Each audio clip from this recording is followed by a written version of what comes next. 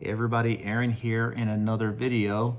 This one is going to be about scaling a business and scaling safety at the same time so that you don't break the business and mess up your business and ruin your opportunity to keep on scaling. So anybody who's been doing safety for any length of time knows that whenever you're adding people to the payroll at a high rate, that incident count is going to go up. And even the incident rate itself is going to usually at first get bad before it gets better. And I think the reason for that is because, when you have a company that has, let's say 50 or 100 employees, what works in safety for that size does not work for 200 employees or 500 employees. It requires a completely different setup, and the same thing is true as you scale up to thousands of employees. And most safety people understand that, but if you're a smaller company and you're growing quickly, one of the things that I see happening to companies like this is they just don't think about it. They think that what they were doing is going to be good enough going forward, and they begin to have injuries and illnesses. And when that starts to happen, a few other things begin to happen. Typically, the first thing is workers' compensation claims.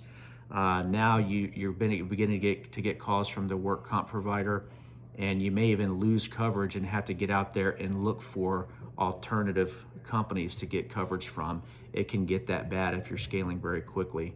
In addition to that, what can happen is because you have more personnel, you're more likely to have people who are going to claim that your business is not providing a safe work environment, or they'll have some kind of safety related claim, whether it's false or true, against the company, and they'll go seek out a lawyer to see if they can get money out of the business. And so these are just two. There are a few more, but I'm not going to cover those in this video. But those are just a couple of things that I see happening to companies as they begin to grow. Also, too, if you operate in states like California, New York, places like that, it tends to be worse, especially unionized states where workers tend to just view things differently than they do in the South and in the Midwest. So anyway, so this is a major problem. Trying to scale that company and keep it in the rails can be difficult.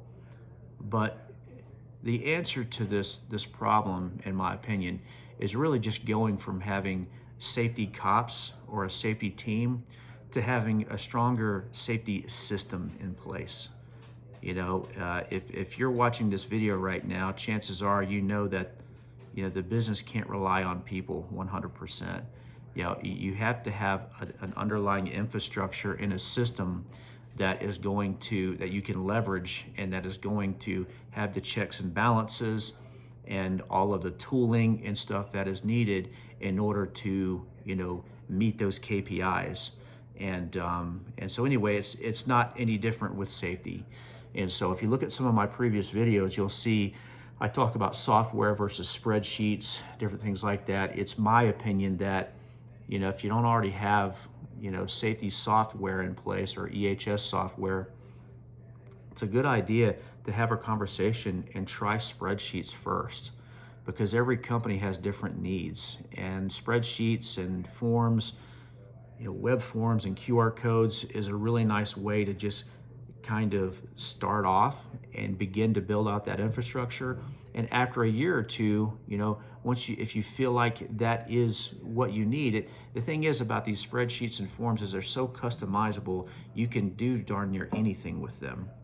And then, once hey, this is what safety looks like at our company, then you can begin to look at software and things like that that'll help automate some of these activities that your safety people have to do. So anyway, if you're thinking about scaling, if you are scaling and things are breaking on the safety side, you need somebody to come in there and build that underlying infrastructure and get these systems into place. And that is what is going to help you maintain control of this safety situation, these work comp premiums, your company's reputation, staying out of trouble, staying out of the courts, and all that stuff. So if you have any questions about that, check out some of the other videos here. Or you can go to the main YouTube channel. There's a link there that'll take you over to my site where there's some more information around this. You can contact me there if you have questions. So hopefully this video helps, and hopefully I'll see you in another one.